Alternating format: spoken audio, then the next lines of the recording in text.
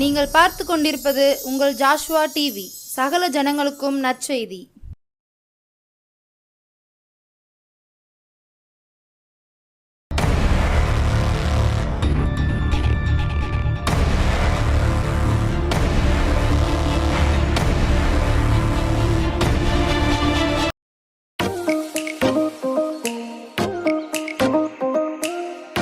கிறிஸ்துவுக்குள் பிரியமானவர்களே, ஆண்டவராய் இயேசுவின் நாமத்தினாலே உங்களை நான் வாழ்த்துகிறேன். எல்லாம் சந்தோஷமாக இருக்கீங்களா? ஷம்மா ஊழியத்தின் சார்பாக உங்கள் அனைவருக்கும் புத்தாண்டு வாழ்த்துக்களை தெரிவித்துக் கொள்கிறோம். இந்த தியான நிகழ்ச்சியிலே நாம் வேதத்திலிருந்து ஒரு வசனத்தை வாசித்து தியானித்து கடந்து செல்வோம். அதற்கு முன்பாக ஒரு நிமிடம் தலையை தாழ்த்தி ஜெபிப்போம். துதிக்கு பாத்திரரே, துதிகளின் மத்தியில் வாசம் செய்பவரே, இப்பொழுதும் உடைய வார்த்தைகளை தியானிக்க உடைய சமூகத்தில் வந்திருக்கிற எங்கள் ஒவ்வொருவரையும் ஆசீர்வதியும். நீர் எங்களோடு கூட பேசும் கர்த்தாவே, சொல்லும் அடியேன் கேட்கிறோம். இயேசுவின் நாமத்தில் ஜெபிக்கிறோம் நல்ல பிதாவே, ஆமென். இந்த நாளிலும் எசேக்கியேல் 12ஆம் அதிகாரம் 28ஆம் வசனத்தை வாசிப்போம். எசேக்கியேல் 12ஆம் அதிகாரம் 28ஆம் வசனம். ஆகையால் என் வார்த்தைகளில் ஒன்றாயிலும் இனி தாமதிப்பதில்லை என்று கர்த்தராகிய ஆண்டவர் உரைக்கிறார். நான் சொன்ன வார்த்தை நிறைவேறும் என்று கர்த்தராகிய ஆண்டவர் உரைக்கிறார் என்று அவர்களோடு கூட சொல் என்றார். இந்த செய்தியை கேட்டுக்கொண்டிருக்கிற ஒவ்வொரு ஆண்டவருடைய பிள்ளைகளுக்கும் ஆண்டவர் ஒரு வார்த்தை கூறுகிறார். என்னென்னா, என் வார்த்தைகளோ உங்களுக்கு சொப்பனங்கள் மூலமாக தரிசனங்கள் மூலமாக வெளிப்படுத்தின காரியங்களோ இனி தாமதிப்பதில்லை. வானத்தையும் பூமியும் உண்டாக்கின கர்த்தர் இந்த நாளில் உங்கள் வலதுகையை பிடித்து பயப்படாதே, நான் உனக்கு துணைன்னு இருக்கிறேன். இதுக்கு முந்தைய நிறைய வாக்குத்தத்தங்கள், வெளிப்பாடுகள், தரிசனங்கள்லாம் உங்கள் வாழ்க்கையில் ஆண்டவர் ஊழியக்காரங்க மூலமாக, போதகர் மூலமாகவோ இல்லது நீங்கள் ஜெபம் பண்ணும் போது கர்த்தர் உங்கள் மூலமாகவோ பேசியிருப்பார். சில பேர் சோர்ந்து போயிருக்கலாம். ஆண்டவர் போன வருஷம் வாக்குத்தத்தம் கொடுத்தார், இன்னும் நிறைவேறவில்லையே. ஆண்டவர் சொந்த வீடு தருவேன், உன் வியாபாரத்தை பெருக பண்ணுவேன், இந்த வியாதி சுகமாகும், உன் பிள்ளைகளின் திருமணம் இந்த வருஷம் நடக்கணும், நிறைய வாக்குத்தத்தங்கள்லாம் கொடுத்தாங்க. ஆனால் அந்த வார்த்தைகள்லாம் நிறைவேறவில்லையே. நானும் ஜெபிக்கிறேன், உபாசம் இருக்கிறேன், ஊழியர்களோடு கூட இணைந்து ஜெபிக்கிறேன் என்றெல்லாம் சொல்லியிருப்பீர்கள். ஆனால் ஆண்டவர் உங்களை உருவாக்கினவர், உள்ளங்கைகளில் வரைந்திருப்பவர் இன்னைக்கு உங்களை பார்த்தான் சொல்கிறாரு, இனி தாமதிப்பதில்லை. இனி இந்த வாக்கு தத்தங்களோ தரிசனங்களோ தாமதிக்காது. நிச்சயம் இந்த 2024 நிறைவேறும் என்று ஆண்டவர் சொல்லுகிறார். நீங்கள் இதுக்கு முந்தின வசனத்தை நீங்கள் வாசித்து பார்ப்பீர்கள் என்றால் 27ஆம் வசனத்தில், மனுபுத்திரனே, இதோ இஸ்ரேல் வம்சத்தார் இவன் காண்கின்ற தரிசனம் நிறைவேற அநேக நாள் செல்லும், தூரமாக இருக்கிற காலங்களை குறித்து இவன் தீர்க்க தரிசனம் சொல்லுகிறான் என்கிறார்கள். சில பேர் சொல்லலாம், இதெல்லாம் இப்போ நிறைவேறப்பா, இன்னும் பிள்ளைக வளர்ந்த ஆளாகி இன்னும் நீ கையாகால ஊனி பிஸ்னஸ் இப்போ தான் வச்சுருக்கேன், அதெல்லாம் டைம் ஆகும், அந்த தீர்க்க தரிசனம்லாம் நிறைவேற டைம் ஆகும் அப்படின்லாம் சொல்லலாம். ஆனால் ஆண்டவர் சொல்கிறார், அது அவங்க தான் சொல்கிறாங்க, நான் சொல்லவில்லையே. நிறைவேறும், இனி தாமதிப்பதில்லை. ஆண்டவர் நம்மளுக்கு க்ளீனாக சொல்கிறாருங்க. நீங்கள் ஒவ்வொரு வசனத்தையும் வாசிக்க வாசிக்க எவ்வளோ உயிருள்ள ஜீவனுடைய வசனங்கள் பார்த்தீங்களா? 25 நான் கர்த்தர், நான் சொல்லுவேன், நான் சொல்லும் வார்த்தை நிறைவேறும், இனி தாமதியாது. கலக விட்டாரே, உங்கள் நாட்களிலே நான் வார்த்தையை சொல்லுவேன், அதை நிறைவேற பண்ணுவேன். உள்ளுக்குள்ளே ஒரு கலக்கம் இருக்கும், இதெல்லாம் நிறைவேறுமா, இதெல்லாம் நம்மளுக்கு நடக்குமா, நம்மலாம் சொந்த வீடு கட்டுவோமா, என் பிள்ளைலாம் டாக்டருக்கு படிப்பாளா, கேட்குறதுக்கு நல்லா இருக்குது, ஆனால் என் வாழ்க்கையில் நிறைவேறுமா, ஒரு கலக்கம் இருக்கா? அதை தான் ஆண்டவர் சொல்கிறாரு, கலக விட்டார், நான் சொன்னது நடக்கும், இனி தாமதியாது. எவ்வளோ ஆண்டவர் ஆணித்தரமான அந்த வார்த்தையை நம்மளுக்கு சொல்லுகிறார். இதோட இன்னொரு ஒரு வசனத்தை நீங்கள் வாசிப்பீர்கள் என்றால் உங்களுக்கு இன்னும் அது ஆசீர்வாதமாக இருக்கும். ஏசாயா 55ஆம் அதிகாரம் 11ஆம் வசனம். அப்படியே என் வாயிலிருந்து புறப்படும் வசனமும் இருக்கும், அது வெறுமையாய் என்னிடத்திற்கு திரும்பாமல் அது நான் விரும்புகிறதை செய்து நான் அதை அனுப்பின காரியமாகும்படி வாய்க்கும். இனி தாமதிக்காது. என் வாயிலிருந்து வார்த்தை வந்துச்சுன்னா அது வெறுமையாக திரும்பாமல் நான் சொன்னதை நிறைவேற்றி தான் திரும்பும் என்று எவ்வளோ ஆணித்தரமான நம்பத்தக்கத்தக்கதாக வார்த்தையை கொடுக்குறார். நல்லா கவலைப்படாதீங்க, சோர்ந்து போகாதீங்க, நிச்சயம் நடக்கும். ஆண்டவர் சொன்ன வாக்குத்தத்தங்கள். ஒருவேளை நீங்கள் உங்கள் வீட்டில் வசன போர்டு தொங்கலாம், கண்ணாடி பீரோவில் ஸ்டிக்கர்லாம் ஒட்டலாம், வாக்குத்தத்தங்களாக ஒட்டி இருக்கலாம். எங்கே நிறைவேறு இருக்குது? வாதை உன் கூடாரத்தை அணுகாதுன்னு போட்டிருக்கு. ஆனால் என் வீட்டில் தான் எல்லா வாதையும் இருக்கு. உன்னை மேன்மையாக வைப்பேன் என்று ஆண்டவர் சொன்னார். இன்னும் ஆண்டவர் என் பிள்ளைகளை மேன்மைப்படுத்தலையே. நீ கடன் வாங்காதிருப்பாய், கடன் கொடுப்பாய் என்று தான் ஆண்டவர் வாக்கு கொடுக்குறார். ஆனால் இன்றைக்கி வரை என் கடன் பிரச்சனை மாறலையே. சோர்ந்து போயிருக்கீங்களா? ஆண்டவர் சொல்கிறாரு, இனி தாமதிக்காது, நான் சொன்ன வார்த்தைகள் நிறைவேறும். அதை நம்ம கண்களால் பார்க்க போகிறோம். உன் கண்கள் அதிசயப்பட்டு பூரிக்கும். கிறிஸ்துவுக்குள் பிரியமானவர்களே, ஒருவேளை நம்மளுக்குள்ளே வரலாம், சரி ஆண்டவரை வானமும் பூமியும் ஒளிந்து போனாலும் என் வார்த்தைகளோ ஒரு உறுப்பாகிலும் ஒளியாதுன்னு இருக்கார். ஆண்டவர் தான் சொன்னார். ஏன் இந்த தாமதம்? எத்தனை வருஷம் தான் இந்த கடன் பிரச்சனை? எத்தனை வருஷம் தான் இந்த வியாதி? ஏன் சுகமாகலை? ஏன் என் வாக்குத்தத்தம் நிறைவேற? ஒருவேளை நீங்கள் நினைக்கலாம், நெடுங்காலமாய் காத்திருத்தல் இருதயத்தை இழைக்க பண்ணும், விரும்பினது வரும்பொழுது அது ஜீவ விருட்சம் போல இருக்கும் என்று வேதம் சொல்லவில்லையா? விரும்பினது வரும். சரி, ஏன் உங்கள் வாழ்க்கையில் இந்த வாக்குத்தத்தங்களோ வெளிப்பாடுகளோ நிறைவேற தாமதிக்குது? காரணம் ஏதாவது இருக்கும். காரணம் இல்லாமல் ஆண்டவர் தாமதிக்க மாட்டார். வேதத்தில் ஒரு சில வசனங்களை மாத்திரம் வாசித்து நம்மை நாமே ஆராய்ந்து நிதானித்து ஜெபித்து கடந்து செல்வோம். நீங்கள் மத்தேயு 25 அதிகாரம் 5 நீங்கள் வாசிப்பீர்கள் என்றால், ஆண்டவர் தாமதப்படுத்துவதற்கு காரணம் என்ன? நீங்கள் மத்தேயு 25 அதிகாரம் 5 மணவாளன் வர தாமதித்த போது அவர்கள் எல்லோரும் நித்திரை மயக்கம் அடைந்து தூங்கிவிட்டார்கள். மணவாளன் வர தாமதித்த போது. மணவாளன் ஏன் தாமதிக்கிறாரு? இன்றைக்கி அரசியல்வாதி காலையில் 10 மணிக்கு மீட்டிங்னா நைட்டு 10 மணிக்கு தான் வர்றதை பார்க்குறோம். எல்லாரும் அப்படி தான். சொன்ன டயத்துக்கு, என் ட்ரெயின் கூட என்றைக்கு சொன்ன டயத்துக்கு வந்திருக்கு பாருங்கள். ஆனால் ஆண்டவர் அது சொன்னது தான். அவர் தாமதிக்க மாட்டார். அவர் அதன் காலத்தில் நேர்த்தியாக செய்கிற தேவன். அவர் செய்ய நினைத்தது ஒன்றும் தடைபடாது என்றுதான் வேதத்தில் வாசிக்கிறோம். அப்போ ஏன் ஆண்டவர் தாமதிக்கிறார்? ஏன் என் வாழ்க்கையில் அந்த வாக்கு தத்தங்கள் நிறைவேற தாமதமாகுது? இங்கே ஒரு பகுதியை பார்க்குறோம். 10 கன்னிகைகள் மணவாளனோடு திருமண வீட்டிற்கு நுழைவதற்கு ஆயத்தமாக இருக்காங்க. ட்ரெஸ்ஸு போட்டுட்டாங்க, தீவெட்டி எடுத்துட்டாங்க, தீவெட்டியில் தீ எரியுது, எல்லாம் ரெடி.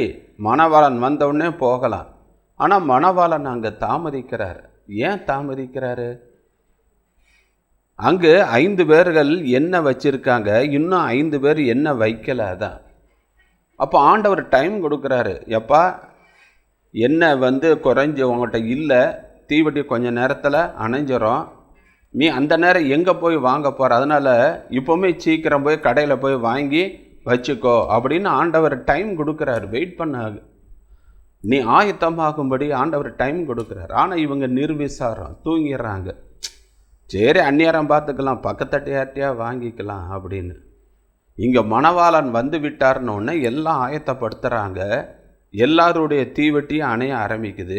5 பேர் எண்ணெய் வைத்ததுனால அந்த தீவெட்டியில் எண்ணெயை ஊற்றி தீ நல்லா எரியுது. ஆனால் இவங்கள்ட்ட எண்ணெய் இல்லை. இப்போ இவங்க இவங்ககிட்ட கேட்குறாங்க, கொஞ்சம் எண்ணெய் தானே. இல்லைப்பா, எனக்கே கரெக்டாக இருக்குது, அப்புறம் உனக்கும் போதாது எனக்கும் போக, நீ போய் கடையில் போய் வாங்கிக்கணும். இவங்க கடையில் போய் எண்ணெய் வாங்கிட்டு வர்றதுக்கு முன்னாடி மணவாளன் வந்து விடுகிறார். கல்யாண வீட்டுக்கு எல்லாம் போயிடறாங்க, கதவு அடைக்கப்பட்டது. இந்த கடையில் போய் முதலே வாங்கி வச்சுருக்க ஆண்டவர் தான் டைம் கொடுக்குறாருல, தாமதிக்கிறார். அந்த டயத்தில் எண்ணெய் வாங்கி வச்சுருக்கலாம்ல. இன்றைக்கி நிறைய பேர் அப்படி தாங்க. பிறகு பார்த்துக்கிடுவோம், பிறகு ரட்சிக்கப்படுவோம், பிறகு மனம் திரும்புவோம். அதெல்லாம் வயசாகட்டும், அந்நேரம் கோலம் கோயில் கூட்டம்னு போவோம். இப்போதைக்கு நம்ம இஷ்டப்படி வாழ்வோம். ஆண்டவர் ஒரு வாக்கு தத்துவம் கொடுத்தார்னா அதை நிறைவேறுவதற்கு நாம் பக்குவப்படணும், நான் தகுதிப்படணும். அதற்கு ஆண்டவர் வெயிட் பண்ணுறாரு. என் மகனே, இந்த பொறுப்பை உனக்கு கொடுத்தனா இன்னும் நீ தகுதிப்படணும். தகுதிப்படாமல் சவுலுக்கு ராஜபாரம் கொடுத்ததுனால தான் பாருங்க, மறு வருஷமே ஆண்டவர் ராஜபாரத்தை கிழித்து போட்டார். அதற்கு பின்பு அவனுக்கு உள்ள வந்த அந்த பொல்லாத ஆவி கடைசியில் அவனை தற்கொலைக்கு வழி நடத்தவில்லையா? அதே வேளையில் தாவீதை ராஜாவாக அபிஷேகம் பண்ணி அவனை உருவாக்கி அவனை புடமிட்டு அவனை பக்குவப்படுத்தி முதல்ல எபிரோனுக்கு ராஜா, அடுத்தது இஸ்ரேலுக்கு ராஜா, அடுத்து யூதாக்கு ராஜா. கடைசியில் பாருங்கள் அவன் ராஜபாரம் நிலைத்தது என்று பார்க்கிறோம். அதுபோல தான் மோசேவை எடுத்துக்கோங்க. அவனும் பாருங்கள் 40 வருஷம் மீதியான் தேசத்தில் அவனை உடைத்து உருவாக்கி பக்குவப்படுத்தி இந்த ஜனங்களை வழி நடத்தக்கூடிய அந்த தகுதி படுற அளவு அவனை வழி நடத்துகிறார் அல்லவா வனாந்தரத்தில். முதல்ல பாருங்க, ஒரு எபிரேயனுக்கும் எகிப்தினுக்கும் சண்டை நடக்கு.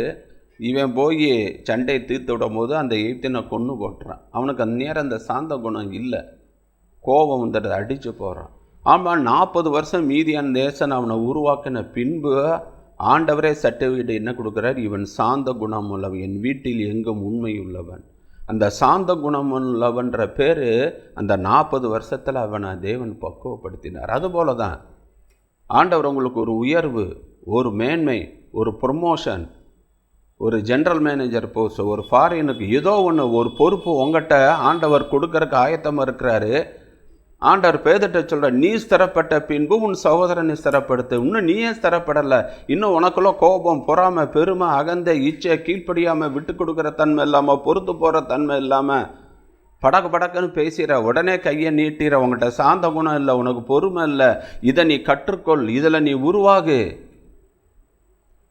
அப்போ நம்ம பக்குவப்படுவதற்காகத்தான் தேவன் தாமதப்படுத்துகிறார் என்பதை நாம் மறந்து போகக்கூடாது.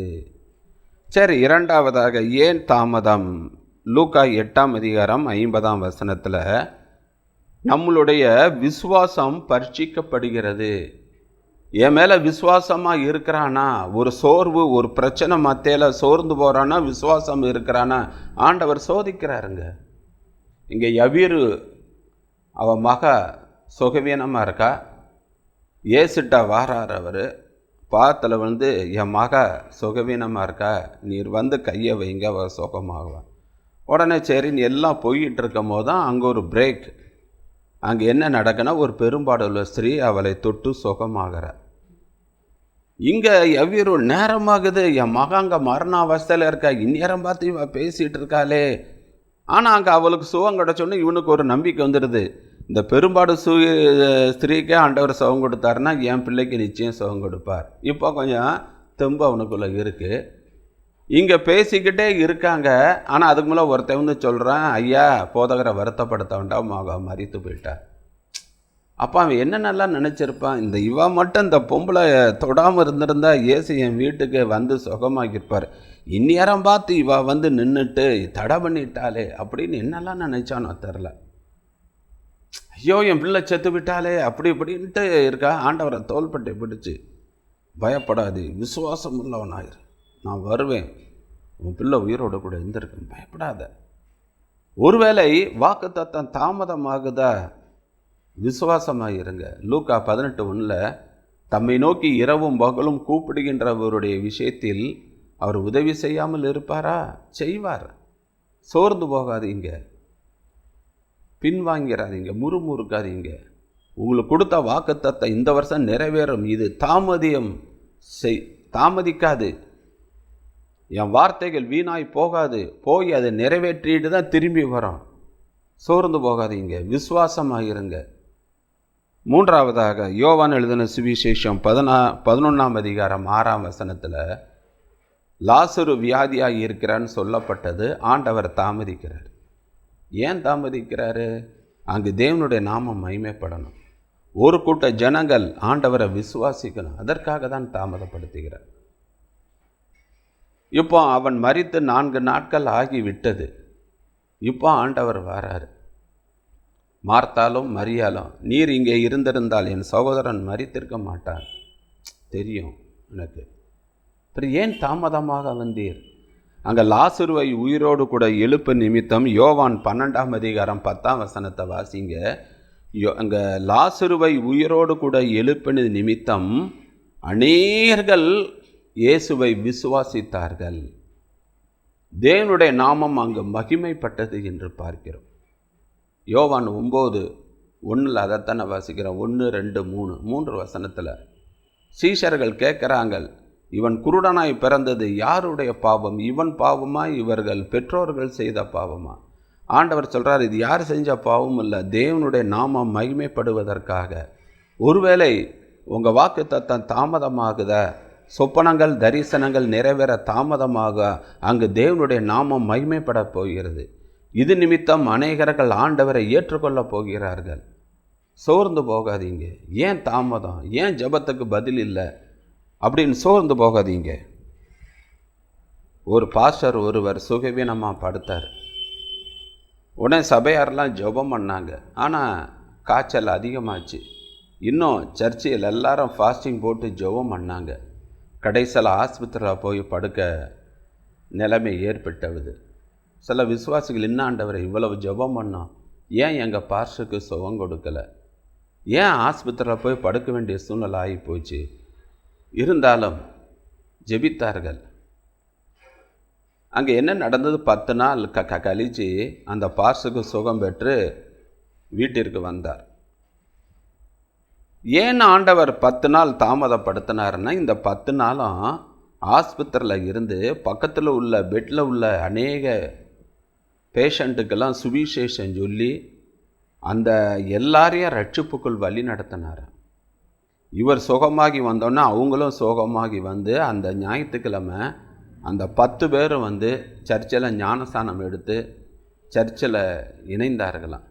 அப்போ தான் விசுவாசிகள் அறிந்து கொண்டார்கள், பாஸ்டர் ஏன் 10 நாளை அங்கே ஆஸ்பத்திரியில் படுக்க வச்சாருன்னா 10 ஆத்துமாக்களை ஆதாயம் பண்ணுவதற்கு. அப்போனா ஏதோ ஒரு காரணம் இருக்கும். தாமதமாக ஏதோ ஒரு காரணம். தேவனிடத்தில் அன்புக்குரியவர்களுக்கு சகலமும் நன்மைக்கு ஏதுவாக நடக்கிறது. அதை அறிந்து கொள்ளுங்க. அப்போ போன வருஷம் வாக்கு தத்தமோ அதுக்கு முந்தின வருஷம் வாக்கு தத்தமோ, ஏன் இந்த வருஷம் ஆண்டவர் உங்களுக்கு கொடுத்த வாக்கு தத்தம் நிச்சயம் நிறைவேறும், அது தாமதிக்காது. ஆண்டவர் சொல்றார், என் வாயிலிருந்து புறப்பட்ட வசனமும் அப்படியே இருக்கும், அது சொன்னதை நிறைவேற்றி விட்டு தான் திரும்பி என்கிட்ட வரும். இனி தாமதம் நடக்காது. தைரியமாக இருங்க, விசுவாசமாக இருங்க, சோர்ந்து போகாதீங்க. நிச்சயம் உங்களுடைய மன விருப்பம், உங்கள் வேண்டுதல், வாஞ்சை எல்லாம் நிறைவேறும். இந்த வருஷம் உங்களுக்கு ட்ரான்ஸ்ஃபர், இந்த வருஷம் உங்களுக்கு ப்ரொமோஷன், உங்களுக்கு கவர்மெண்ட் ஜாப்பு, சொந்த வீடு கட்டுவீங்க, சொந்த பிஸ்னஸ்ஸு, கடனெல்லாம் அடைப்பதற்குரிய வழிவாசலை தருவார். இந்த வருஷம் உங்கள் பிள்ளைகளுக்கெல்லாம் கர்ப்பத்தின் கனியை தேவன் தருவார். நீ விசுவாசித்தால் தேவனுடைய மகிமை காண்பாய். ஜெபிப்போமா? அன்புள்ள ஆண்டவரே, அருமையான இந்த வேலைக்காக நன்றி. இந்த வருஷத்தில் ஆண்டவரே, நீர் கொடுத்த வாக்குத்தத்தங்களும் கடந்த வருடத்தில் நிறைவேறாமல் சில பேருக்கு வாக்கு தத்தங்களோ வெளிப்பாடுகளோ இருந்தால் இந்த வருஷம் அது தாமதியாது, நிறைவேறும். என் வாயிலிருந்து புறப்பட்ட வார்த்தை இருக்கும், அது வெறுமையாய் திரும்பாது, அது சொன்னதை நிறைவேற்றி திரும்பும் என்று சொல்லியிருக்கிறீரப்பா. அதற்காக நன்றி அப்பா. யார் யார் என்னென்ன காரியத்துக்கெல்லாம் ஜெபித்து கொண்டு இருக்கிறார்களோ, வேண்டுதல் பண்ணுறாங்களோ, அதெல்லாம் நீர் நிறைவேற்றும். நீங்கள் அப்படி செய்யப்படுற கிருபைக்காக நன்றி. ஆசீர்வதியும் வழி நடத்தும். இயேசுவின் நாமத்தில் ஜெபிக்கிறோம் நல்ல பிதாவே, ஆமென். கிறிஸ்துவுக்குள் பிரியமானவர்களே, இந்த செய்தி மிகவும் உங்களுக்கு பிரயோஜனம் உள்ளதாக இருக்கும் என்று நான் விசுவாசிக்கிறேன். கவலைப்படாதீங்க, இந்த வருஷம் எல்லாம் நிறைவேறும். ஆண்டவரே சொல்லிட்டாருங்க, வானத்தையும் பூமியும் படைத்த கர்த்தர், உங்களை உருவாக்கினவர், உள்ளங்கைகளில் வரைந்தவரே சொல்லியிருக்காரு, இனி தாமதம் செய்யாது. God bless you.